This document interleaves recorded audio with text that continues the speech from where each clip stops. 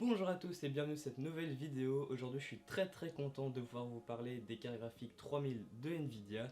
Ils viennent de les annoncer juste hier avec le gentil monsieur dans sa cuisine. Ils ont donc annoncé leur RTX 3000 qui sont la deuxième génération de RTX avec le Ray Tracing et le DLSS en fer de lance, des technologies très intéressantes. Ils ont annoncé trois cartes graphiques, la 3070, la 3080 et la 3090. Je m'excuse d'avance dans cette vidéo si je vous parle de RTX 3070 à la place de 3070 et de RTX 3090 à la place de 3090. J'habite en Belgique, du coup je parle avec 70 et 90 au lieu de 70 et 90. Donc maintenant, dans une ou plusieurs vidéos, je vais vous résumer la conférence de Nvidia. Je vais faire plusieurs vidéos du coup sur ces nouvelles cartes graphiques, avec ici où je vais résumer les caractéristiques de ces nouvelles cartes et une ou deux technologies qui sont le Ray Tracing et le DLSS. Je vous ferai sûrement une deuxième vidéo sur les cartes custom, donc les cartes des modèles par exemple Asus, MSI, ASRock, etc.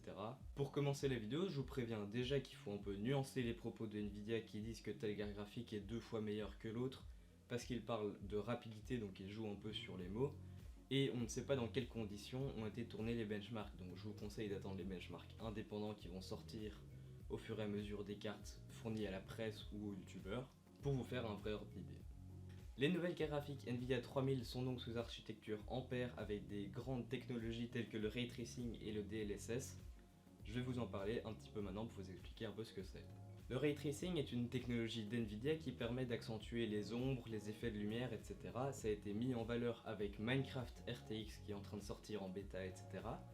Et ils ont même annoncé que le RTX sera présent sur Call of Duty Cold War qui est le prochain Call of Duty, et sur Fortnite. On n'a pas encore eu vraiment d'image, on attend de voir à quoi ça va ressembler, mais ça peut être très cool. La deuxième technologie d'Nvidia, c'est le DLSS qui passe maintenant en version 3.0 et qui permet d'augmenter le nombre de FPS dans certains jeux. Les deux technologies se combinent bien puisque le Ray Tracing va faire perdre des FPS en jeu puisqu'il va prendre en performance de la carte graphique, sauf que le DLSS permet de rattraper un petit peu avec le gain de FPS par rapport à la perte qu'on a, et vous aurez donc un jeu tout aussi stable en profitant du Ray Tracing. Pour permettre à cette technologie de bien fonctionner, Nvidia a bourré ses cartes graphiques de Tensor Core pour le DLSS et de RT Core, donc Ray Tracing Core, pour le Ray Tracing. Les trois cartes présentées sont assez volumineuses, surtout la 3090. Pour alimenter la carte graphique 3070, on a du 12 pins. Avant on était plutôt en 2x8 pins, donc du 16 pins, ou du 8 plus 6 pins, qui nous faisait donc du 14 pins. Le 12 pins va permettre de réduire l'espace d'alimentation dans la carte graphique. C'est un petit changement mais qui peut être assez bénéfique pour le futur. Si vous vous demandez comment les alimentations vont faire puisqu'elles ne disposent pas encore de 12 pins, eh bien Nvidia fournit un adaptateur de 16 ou 14 pins vers 12 pins dans la boîte. Au niveau de l'architecture interne des cartes, Nvidia a donc mis des Tensor Core et des RT Core pour le Ray Tracing et le DLSS, mais ils sont aussi venus bourrer leur carte graphique de corps CUDA, qui sont des unités de calcul. On a parfois plus du double par rapport à l'ancienne génération, ça va donc envoyer du très lourd, et ça c'est très intéressant. Les cartes graphiques, donc Founders Edition, tournent en boost à 1,7 GHz, plus ou moins, on est plutôt à 1,71, 1,73 pour les autres cartes, comme la 3080 ou la 3090, mais les cartes constructeurs auront sûrement un overclocking d'usine comme d'habitude, mais les Founders Edition tournent à cette fréquence-là, voilà. Autre chose très intéressante dans l'architecture interne des cartes, c'est le fait qu'Nvidia amène un PCB beaucoup plus compact, taillé en forme de V autour, je vous mets une petite photo. Il est très intéressant parce qu'on va être plus compact, ça va même bouger, vous allez voir l'alimentation sur la 3070. Au niveau de l'architecture Ampère, on nous dit qu'elle va comporter 28 milliards de transistors et la finesse de gravure est en 8 nanomètres et fournie par Samsung. Sauf que cette finesse de gravure est un peu spéciale puisque c'est du 10 nanomètres un peu recyclé en 8 nanomètres, c'est assez spécial. Tout ça est accompagné de GDDR6X de chez Micron pour la 3080 et 3090, ce sera la GDDR6 pour la 3070. Cette GDDR6X permet de doubler la bande passante par rapport à la GDDR6. C'est très intéressant, on va voir ce que ça donne comme gain dans les futurs benchmarks. Je vous glisse aussi une petite info, en moyenne, les performances sont doublées au watts par rapport aux anciennes générations de la RTX 2000. quand on voit l'architecture des cartes, on peut voir vraiment que les heatsinks sont impressionnants. Ils sont énormes, la carte graphique, par exemple la 3090 est énorme dans un boîtier, on en reparle un peu après. On va commencer par parler de la 3080 qui a été la première carte présentée par Nvidia hier. Elle embarque un nouveau système d'airflow qui est assez controversé, puisqu'il y a quelques problèmes qui peuvent se poser de mon avis. On a un ventilateur de chaque côté de la carte, donc un au-dessus à droite et un en dessous à gauche. La carte va embarquer 10 Go de RAM, donc 1 Go de moins que la RTX 2080 Ti, mais avec de la mémoire en GDDR6X qui serait donc meilleure et plus cher à produire. En général dans les cartes graphiques, c'est la mémoire qui vient poser problème pour la hausse des prix puisqu'elle coûte assez cher. Sur le PCB assez compact, ils sont venus mettre 18 phases d'alimentation. Je vous ferai une vidéo sur les phases d'alimentation plus tard, elle sera très intéressante, j'essaie de la faire assez complète. Revenons à l'airflow de notre carte. Il est assez intéressant, mais il peut poser des problèmes. Comme je vous l'ai dit, elle a deux ventilos, un en haut à droite, donc sur le haut de la carte, et un en bas à gauche sur le bas de la carte, vous avez les photos à l'écran. Le ventilo à droite va puiser l'air par en dessous et l'aspirer pour le rejeter vers le haut. Ça va poser problème dans la mesure où en fait il va souffler l'air vers la zone haute de la carte mère, là où se trouve le processeur. Et vous vous doutez bien que souffler de l'air chaud là où il y a le processeur, c'est pas forcément une très bonne idée. À voir si des ventilos en haut ou à l'arrière du boîtier en extraction peuvent aider, mais ça risque de bien chauffer, surtout qu'une carte graphique, on le sait, ça chauffe beaucoup. Sinon, les modèles custom des marques peuvent venir nous sauver avec leur traditionnel modèle repris sur les RTX 2000. L'autre ventilateur sur la gauche de la carte fonctionne plutôt comme un blower sur les anciennes générations de cartes graphiques comme les 1000 ou les 900.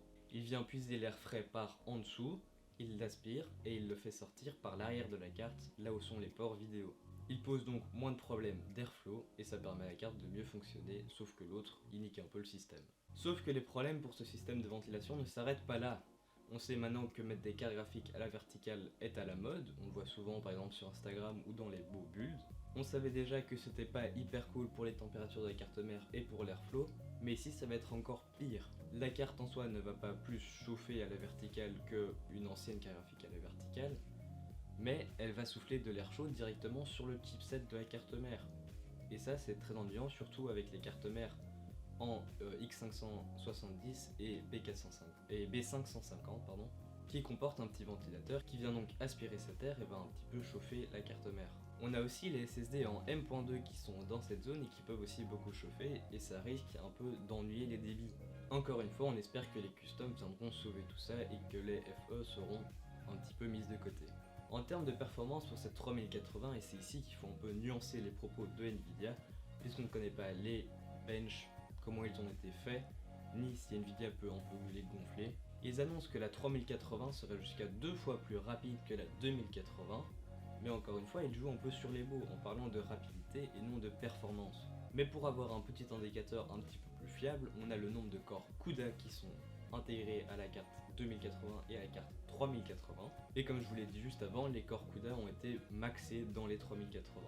Au niveau des dates de sortie et du prix, la 3080 devrait sortir vers le 17 septembre. Les modèles custom aussi, on espère. Elle sortira aux alentours des 700 €, on est plutôt à 720 €. Mais de nouveau, ça dépend des sites, des modèles, avec les customs, etc. On verra. On peut maintenant parler de la carte graphique 3070, qui est une carte graphique plus abordable, la plus abordable présentée hier par Nvidia. Elle sera aux alentours des 500 €. Elle est construite dans un autre style que la 3080, elle se rapproche beaucoup plus des 2000, avec deux ventilos sur le bas de la carte. Mais ce qui choque le plus sur cette carte graphique, ça a été l'alimentation en 12 pins qui se trouve au milieu de la carte. Ça a un peu gueulé sur les réseaux en disant que c'était moche, que c'était débile de faire ça, pourquoi le faire? Eh bien je vous apporte une petite réponse parce que je suis hyper sympa. D'ailleurs, vu que je suis sympa, n'hésite pas à t'abonner, ça fait toujours plaisir, lâche un petit pouce bleu si la vidéo te plaît. Bref, revenons à notre 3070 et son alimentation. Comme je vous l'ai dit avant, le PCB est beaucoup plus compact, donc il arrive plus près de la carte, et il a donc fallu repositionner l'alimentation vers le milieu pour être plus près du PCB. De cette manière, l'alimentation est même plus proche du processeur graphique et va donc optimiser notre flux d'énergie. Et donc si Nvidia avait placé l'alimentation à droite pour plaire à tout le monde comme avant, il y aurait eu un problème puisque les câbles d'alimentation auraient dû passer dans la carte en plein milieu des ventilateurs, etc. Ça aurait été absolument affreux. Donc leur choix est très logique et plutôt intéressant. Pour l'esthétique, il y aura des solutions proposées par Nvidia, par les boîtiers, etc., par les modèles custom, pour faire de ça un très joli truc comme avant, ne vous en faites pas. La carte graphique est donc annoncée à 500 €, ce qui en fait une carte graphique très intéressante sur le marché, d'autant plus que Nvidia l'annonce comme plus performante qu'une 2080 Ti. Mais de nouveau, ne partons pas trop vite et attendons les vrais benchmarks indépendants. La 3070 comporte moins de VRAM que la 2080 Ti puisqu'elle n'en comporte que 8 Go, contre 11 pour la 2080 Ti. Et cette VRAM est en GDDR6. Et de nouveau, comme je vous l'ai dit plusieurs fois, Nvidia ont maxé les corps CUDA dans leur RTX 3000 et la carte graphique 3070 en comporte plus que la Nvidia Titan. C'est pour vous dire un petit peu l'unité de calcul qu'il y a là-dedans, c'est absolument incroyable. On peut parler maintenant du monstre qu'est la 3090 qui a été annoncée par Nvidia à 1500 €, va falloir sortir un bon chèque pour l'avoir. Mais finalement elle n'est pas tellement plus chère qu'une RTX 2080 Ti à la sortie, alors qu'il l'annonce 2 fois plus performante que celle-ci. La carte graphique est absolument énorme en termes de performance mais aussi en mensuration. Le modèle de Nvidia vient prendre 320 mm, donc déjà parmi les plus grosses cartes en 2000 du marché. On imagine que les modèles custom, comme par exemple chez EVG avec les FTW3, qui vont prendre encore plus de place, il vous faudra un énorme boîtier pour ça. Bonjour le Corsair 1000D. La carte occupe même 3 slots à l'arrière de votre boîtier. Mais tout ça, il y a une bonne raison, puisqu'elle vient comporter presque 10 500 corps CUDA, 10 496 pour être plus précis. Et Nvidia l'annonce comme la carte pour la 8K.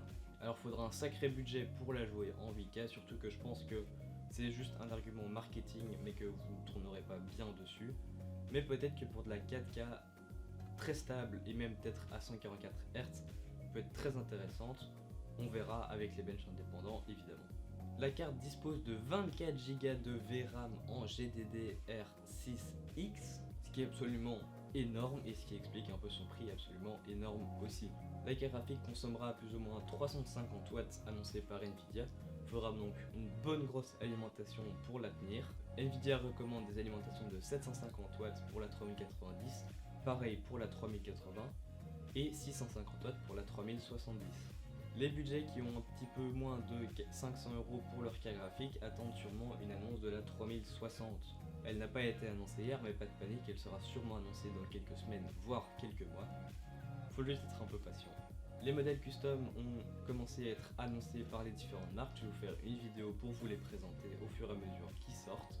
C'est un petit peu la fin sur ces cartes graphiques Nvidia. Je vous ferai d'autres vidéos dessus avec notamment les technologies qu'elles embarquent, les customs comme je vous l'ai dit, etc. Un petit peu voir à leur sortie si elles valent vraiment les performances qui ont été annoncées. C'est un petit peu la fin de cette vidéo. J'espère qu'elle vous a plu. N'hésitez pas à vous abonner pour ne pas rater les prochaines. Je vous ferai aussi une vidéo sur les étages d'alimentation, etc. J'ai plein de vidéos qui arrivent, ça va être super cool, on va passer une très bonne année. Je vous dis à bientôt, suivez-moi sur tous mes réseaux, venez voir sur Discord, on est plein à discuter, c'est super cool. Je vous dis à la prochaine, ciao!